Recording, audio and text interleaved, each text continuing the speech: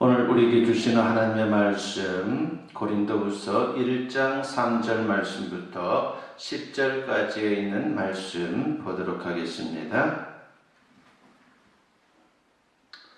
찾으신 줄 알고 제가 봉독해 올립니다. 찬송하리로다. 그는 우리 주 예수 그리스도의 하나님이시요 자비의 아버지시요 모든 위로의 하나님이시며 우리의 모든 환난 중에서 우리를 위로하사 우리로 하여금 하나님께 받는 위로로서 모든 환난 중에 있는 자들을 능히 위로하게 하시는 이시로다. 그리스도의 고난이 우리에게 넘친 것 같이 우리가 받는 위로도 그리스도로 말미암아 넘치는도다. 우리가 환난 당하는 것도 너희가 위로와 구원을 받게 하려는 것이요 우리가 위로를 받는 것도 너희가 위로를 받게 하려는 것이니 이 위로가 너희 속에 역사하여 우리가 받는 것 같은 고난을 너희도 견디게 하느니라. 너희를 위한 우리의 소망이 견고함은 너희가 고난에 참여하는 자가 된 것 같이 위로에도 그러할 줄을 압니다. 형제들아, 우리가 아시아에서 당한 환난을 너희가 모르기를 원하지 아니하노니 힘에 겹도록 심한 고난을 당하여 살 소망까지 끊어지고 우리는 우리 자신이 사형 선고를 받은 줄 알았으니 이는 우리로 자기를 의지하지 말고 오직 죽은 자를 다시 살리시는 하나님만 의지하게 하심이라. 그가 이같이 큰 사망에서 우리를 건지셨고 또 건지실 것이며 이후에도 건지기를 그에게 바라노라. 아멘. 오늘 이 본문 말씀을 가지고 하나님의 큰 위로라고 하는 제목으로 여러분과 같이 은혜를 나누고자 합니다. 힐링이라고 하는 말을 여러분 많이 들어봤을 것입니다. 그만큼 세상살이가 팍팍하고 몸과 마음에 상처가 많다라고 하는 반증일 것입니다. 힐링은 치유입니다. 그런데 세상에서 말하는 힐링은 진정한 치유가 아닙니다. 잠시 마사지 받는 수준에 불과할 뿐입니다. 왜냐하면 진정한 치유는 오직 하나님으로부터 오는 것이기 때문입니다. 그리고 진정한 치유의 힘은 하나님의 위로입니다. 하나님의 위로가 임할 때에 비로소 우리의 몸도 마음도 온전히 치유될 수 있습니다. 부디 오늘 말씀을 통해서 고달픈 인생에서도 하나님의 위로를 통해 진정한 치유를 경험할 수 있는 우리 모두가 되었으면 합니다. 더 나아가 힐링을 갈망하는 이웃들에게도 하나님의 위로를 전하는 우리 모두가 되었으면 합니다. 성경은 곳곳에서 인생의 고난 가운데 살아갈 수밖에 없다라고 하는 것을 증거합니다. 철학자들도 인생의 고난을 당연치사로 말합니다. 고난에 관한 그 어느 누구도 예외가 없습니다. 그렇습니다. 모든 사람이 살기 힘들다라고 아우성입니다. 서울대 김남도 교수의 아프니까 청춘이다라고 하는 책이 있습니다. 수많은 청년들이 이 책을 읽고 도움을 받았습니다. 그러자 옆에서 그 모습을 본 장년들이 말합니다. 청년들만 아프냐? 우리도 아프다. 그러자 중년들도 말합니다. 우리도 아파. 뒤질세나 노년들도 말합니다. 우리는 너무 아파 라고 말입니다. 무슨 말입니까? 인간이라면 모두가 아프다는 겁니다. 예외가 없습니다. 세상살이 그 자체가 고난입니다. 하나님의 자녀된 우리는 어떻습니까? 우리도 아픕니다. 그러나 중요한 사실이 있습니다. 세상을 살기 때문에 불가피하게 고난을 당하고 아파할 수밖에 없지만 그리스도인들에게는 하나님의 위로가 있습니다. 이것은 성도의 특권이요 축복입니다. 성도라고 해서 고난이 면제되는 건 아니지만 고난 가운데서도 하나님의 위로, 그것도 큰 위로를 받을 수 있다는 것은 정말 큰 축복인 것입니다. 사도 바울은 그 누구보다도 많은 고난을 당했습니다. 그러나 고난 가운데서도 하나님의 큰 위로를 경험했습니다. 그 경험을 통해서 그는 위로의 하나님을 간증합니다. 그는 먼저 3절 말씀에서 하나님이 어떤 분인지를 증거합니다. 찬송하리로다. 그는 우리 주 예수 그리스도의 하나님이시요 자비의 아버지시요 모든 위로의 하나님이시며 라고 했습니다. 하나님은 인생에 얼마나 아파하고 있는지 잘 아시고 동정하는 자비의 아버지십니다. 그리고 그 어떤 고난이나 아픔도 이길 수 있도록 힘을 주시는 위로의 하나님이십니다. 그러므로 하나님의 위로는 큰 힘을 갖고 있습니다. 그래서 큰 위로라고 표현하고 있는 것입니다. 그렇다면 구체적으로 어떤 힘이 있습니까? 첫째는 고난을 이기는 힘이 있습니다. 우리는 흔히 고난을 문제라고 생각합니다. 하지만 엄밀히 말하면 고난 자체가 문제가 아니라 고난을 이길 수 있는 힘이 없는 게 문제인 것입니다. 힘이 없으면 고난에 짓눌릴 수밖에 없습니다. 하지만 아무리 큰 고난이 온다 하더라도 그보다 더 큰 힘을 가질 수만 있다면 넉넉히 이기고 승리할 수 있습니다. 하나님이 주시는 위로는 그런 큰 힘이 있습니다. 5절 말씀에서 사도 바울은 자신이 경험한 바를 이렇게 증거합니다. 그리스도의 고난이 우리에게 넘친 것 같이 우리가 받는 위로도 그리스도로 말미암아 넘치는 도다라고 했습니다. 고난이 아무리 크다 하더라도 위로는 더 크다는 것이죠. 환난보다 더 큰 위로입니다.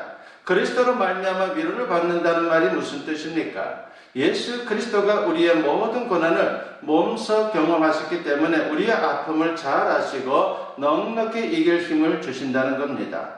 히브리서 4장 15절에 보면 우리에게 있는 대제사장은 우리의 연약함을 동정하지 못하실 리가 아니요 모든 일에 우리와 똑같이 시험을 받으신 이로되 죄는 없으시니라 하겠습니다. 여기서 대제사장은 예수님을 가리키는 것입니다. 그분은 하나님의 아들이지만 인간의 모습으로 이 세상에 오셔서 죄만 없으실 뿐 인간의 모든 연약함과 고난을 똑같이 경험하시고 우리를 동정하시는 분입니다. 만일 하나님이 그 아들을 보내어 이런 경험을 하지 않았다면 하나님과 우리 사이에는 거리감이 있을 수밖에 없을 것이고 진정한 위로가 되지는 못할 것입니다.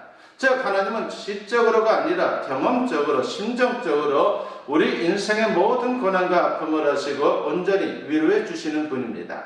하나님의 위로는 단순한 동정이 아니라 새 힘을 부어주시는 위로입니다. 사도 바울은 자신이 당했던 극한 고난을 언급하면서 하나님의 위로가 얼마나 큰지 간증을 합니다. 그것이 오늘 본문 8절 이하에 기록되어 있는데 그는 아시아에서 환난을 당했는데 힘에 겹도록 심한 고난이 있다라고 그렇게 고백을 합니다. 마치 사형 선고를 받은 것처럼 고통스러웠다라고 그렇게 말합니다. 그러나 하나님만 의지했을 때에 큰 위로를 경험했다는 것이죠. 그래서 그는 확신을 가지고 고백합니다. 본문 10절에 보면은 그가 이같이 큰 사망에서 우리를 건지셨고 또 건지실 것이며 이후에도 건지시기를 그에게 바라노라 하고 있습니다. 과거의 큰 사망 같은 고난에서 건져주셨으니 현재 당하는 고난에서도 건져주실 것이고 미래에도 건져주실 것임을 당당히 밝히고 있는 것입니다.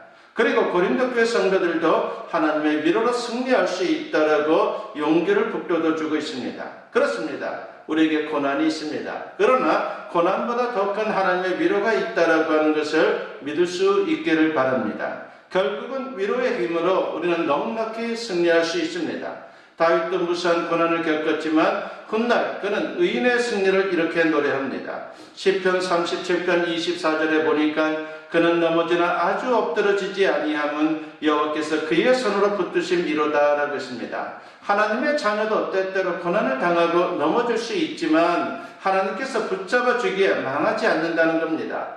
잠언 24장 16절에 보면 지혜자가 이렇게 말씀을 하죠. 대저 의인은 7번 넘어질지라도 다시 일어나려니와 악인은 재앙으로 말미암아 엎드러지느니라 하고 있습니다. 하나님의 자녀들과 세상 사람들의 차이가 뭡니까? 고난이 있고 없고가 아니라 궁극적인 결과가 다르다라고 하는 것입니다. 하나님의 자녀들은 한마디로 7.8기 결국은 승리하는 하나님의 사람들입니다. 이 모든 게 하나님의 큰 위로가 있기에 가능한 것이죠. 하나님의 큰 위로를 믿음으로 고난에서도 넉넉히 승리하는 우리 모두가 되었으면 합니다.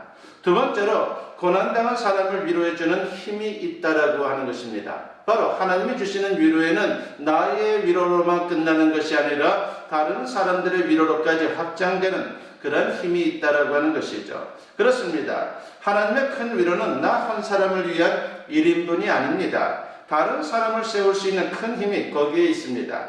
본문 4절 말씀에 보니까 우리의 모든 환난 중에서 우리를 위로하사 우리로 하여금 하나님께 받는 위로로서 모든 환난 중에 있는 자들을 능히 위로하게 하시는 이시로다 라고 했습니다. 동병상련이라고 하는 말이 있습니다. 내가 고난당하고 어려울 때에 하나님의 위로를 경험하면 고난당하는 다른 사람들도 쉽게 마음을 열고 내가 전하는 위로로 그들 또한 큰 힘을 얻을 수 있는 것입니다. 언젠가 무기술 출신 목사님이 교도소에 설교하러 가게 되었습니다. 수용자들을 모아놓고 예배를 드리는데 그분이 먼저 예배에 앞서서 자신을 소개합니다. 여러분, 어떻게 하다가 여기 왔는지 모르지만 나는 칠성 장군입니다. 막판에는 무기수로 독방에 묶인 채로 생활했었는데 예수님을 믿고 새 사람이 됐습니다. 그러자 이전까지 웅성거리던 사람들이 찬물을 끼얹은 것처럼 조용해졌습니다. 그리고 나서 설교를 하는데 얼마나 잘 듣는지 모두가 큰 은혜를 받았습니다. 직접 체험해본 사람끼리는 서로 통하는 게 있다라고 하는 것입니다. 마음의 문을 활짝 연다라고 하는 것이죠. 이런 성화가 있습니다. 예수님이 가시면류관을 쓰고 있는데 작은 천사가 손가락으로 가시면류관을 만져봅니다. 따끔따끔할 텐데 전혀 아픈 표정이 아닙니다. 오히려 아프지 않은데 왜 그러나 하는 표정입니다. 왜 그렇습니까? 천사는 영적 존재이기 때문에 육체의 고통을 못 느낍니다. 만일 예수님께서 영적인 분으로만 이 땅에 계셨다면 어떻게 되었겠습니까? 물론 전지하신 분이니까 우리의 인생고와 애환을 다 아십니다.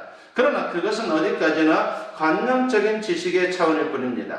그런데 직접 인간이 되어서 인생고를 체험하셨습니다. 탄생할 때 집 없는 서름을 체험하시고 탄생 직후에는 헤롯 왕의 학살을 피해 애굽으로 가서 피난살이를 체험했습니다.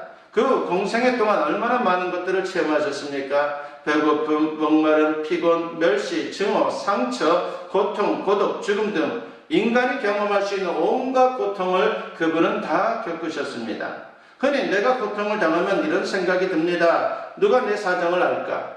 그래서 더 괴로운 것이죠. 그리고 섭섭할 때가 있습니다. 그러나 예수님은 속속들이 다 아십니다. 이게 바로 치유인 것입니다. 그래서 예수님은 우리에게 큰 위로가 됩니다.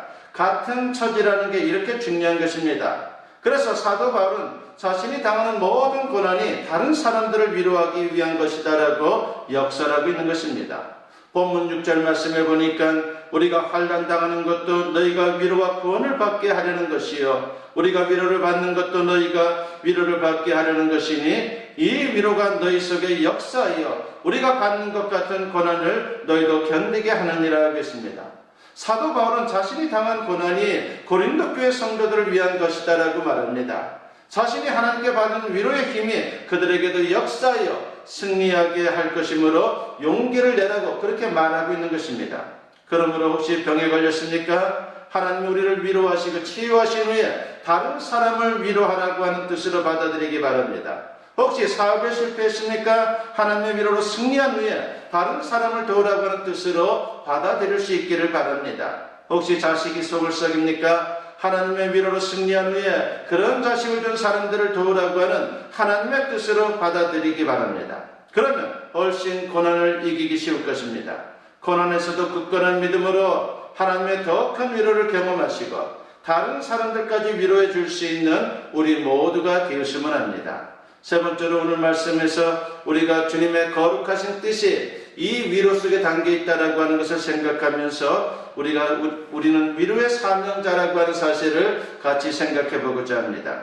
그러므로 성도들에게는 고난조차 유익하다라고 말할 수밖에 없는 것이죠. 나도 하나님의 위로를 받고 남도 위로해 줄 수 있으니 말입니다. 그래서 우리의 사명 중 하나는 위로자가 되는 것입니다. 먼저 하나님의 위로를 경험한 자로서 다른 사람들을 위로해 주는 것은 하나님께서 명령하신 사명입니다. 이사야 40장 1절 말씀에 보면은 너희의 하나님이 이르시되 너희는 위로하라 내 백성을 위로하라고 했습니다. 우리가 인생을 살면서 때때로 상처를 받을 수 있지만 하나님의 큰 위로로 나도 치유되고 회복되고 더 나아가 다른 사람들을 치유하고 회복시켜 줄 수 있는 것입니다. 말하자면 우리는 상처 입은 치유자입니다. 하나님은 이렇게 해서 온 세상이 하나님의 위로로 가득 채워지기를 원하고 있다라고 하는 것입니다. 미우라 아야코라고 하는 분을 잘 아실 것입니다. 폐렴상기에다가 루마티스까지 겹쳐서 온몸을 깁스한 상태에서도 하나님의 위로를 받자 자기와 같은 시한부 인생을 사는 다른 사람들을 위로하기 위해 엽서를 써서 보냈습니다. 그러자 수많은 폐렴 환자들이 그의 엽서를 받고 큰 위로를 받고 용기를 얻었습니다. 무엇보다 남을 위로하는 가운데 그녀의 병은 점점 회복되어 갔고 나중엔 결혼까지 하고 수많은 책을 집필하여 세계인들을 감동시키는 그런 위대한 작가가 되었습니다. 우리는 위로의 사명자입니다. 다윗의 시편을 통해 우리가 얼마나 위로를 받습니까? 고난 속에서 위로를 체험한 자의 위로는 우리에게 큰 힘이 된다라고 하는 것입니다. 나의 약한, 나의 실패가, 나의 약점이 다른 사람에게 큰 위로가 될 수 있다라고 하는 것을 알아야 합니다. 김승권 교수의 글에 보면 이런 이야기가 나옵니다. 미국 유학 시절에 그분에게는 레이턴 친이라고 하는 친구가 있었습니다. 그런데 공부하면서 문제가 생겼습니다. 영어를 준비해서 유학은 갔지만 막상 공부하면서 영어가 자신의 생각처럼 제대로 되지 않는 것입니다. 공부하는 데는 좀 영어가 부족하다라고 하는 생각이 날마다 든 것이죠. 그러면서 얼마나 낙심이 되었는지 모릅니다. 그래서 기숙사 룸메이트인 레이턴에게 영어가 힘들어 공부를 그만둘 생각을 한다고 그렇게 말을 했더니만 미국 사람이 자신도 철학이나 신학을 공부하는 게 어려운데 외국인이야 오죽하겠느냐라면서 격려와 위로를 해주는 것이었습니다. 그러던 어느 날 기숙사에 들어와 보니까 얼마 전 치른 중간 시험 답안지가 레이턴 침대 위에 놓여 있는 것입니다. 그의 점수는 40점으로 낙제 점수였습니다. 레이턴은 미국의 유명한 조지아대 교육학과 출신입니다. 그런데 미국인도 저렇게 고생하는데 나에게 이 정도 힘든 것이야 당연하다라고 하는 생각이 들면서 용기가 생기면서 열심히 공부하게 되었습니다. 나중에 알고 보니까 레이턴이 그에게 용기를 주기 위해서 일부러 낙제 점수가 보이도록 답안지를 올려놓은 것입니다. 빌리 그레엄 목사님이 이런 말을 한 적이 있죠. 하나님은 단지 우리를 위로하기 위해 우리를 위로하시는 것이 아니라 우리로 하여금 위로자가 되도록 하기 위해 우리를 위로하신다라고 했습니다. 그렇습니다. 우리는 하나님의 위로를 받을 뿐만 아니라 어려운 사람, 가난한 사람, 병든 사람, 고독한 사람, 죽어가는 사람들에게 위로자가 되어야 하는 것입니다. 탤런트 이광기 씨를 잘 아실 것입니다. 바로 그분과 관련된 이야기입니다. 그분은 2009년도에 심정불로로 어린아들을 먼저 천국에 보내는 아픔을 겪어야 했습니다. 큰 슬픔을 하나님의 위로로 겨우 추스르고 있을 무렵에 아이티에 큰 지진이 발생했죠. 그곳의 처참한 상황을 보고 아들의 보험금 전액을 그곳에 기부를 했습니다. 그런데 그 후에 방송국에서 현지에 가자라고 하는 제안이 들어왔습니다. 가족들의 반대가 있었지만 그는 현지로 가서 IT 아동들에게 선물을 나눠줬습니다.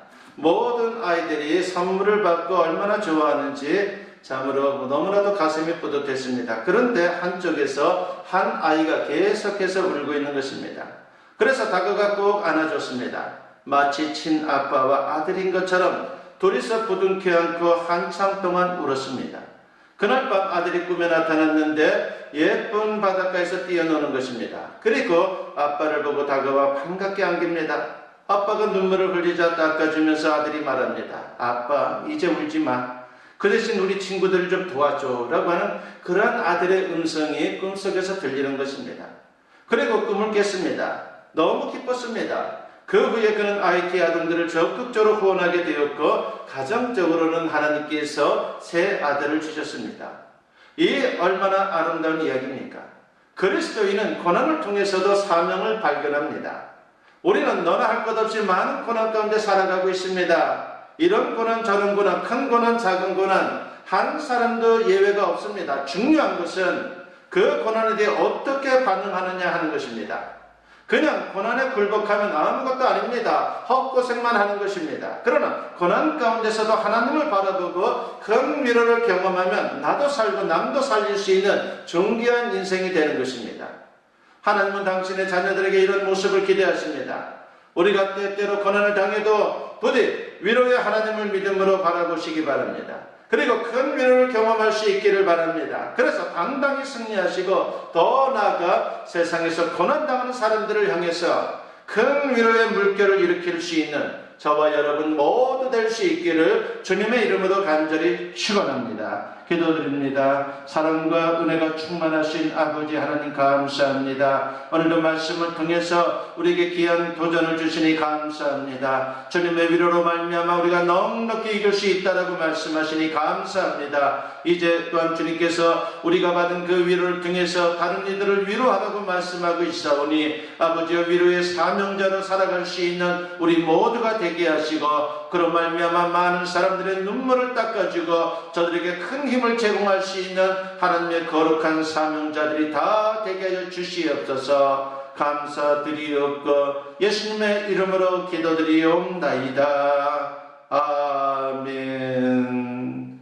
축복 기도드립니다. 이제는 우리 주 예수 그리스도의 은혜와 아버지 하나님의 무궁하신 사랑하심과 성령의 감화감동 역사 충만하심이 오늘 주님께 예배로 영광 돌리며 이제 선포된 말씀과 같이 주님으로부터 큰 위로받고 위로의 사명자로 세상을 살아가기를 다짐하고 결단하며 세상을 향하는 주님의 사랑 자녀들 위해 지금으로부터 영원토록 함께 하시기를 간절히 축원하옵나이다.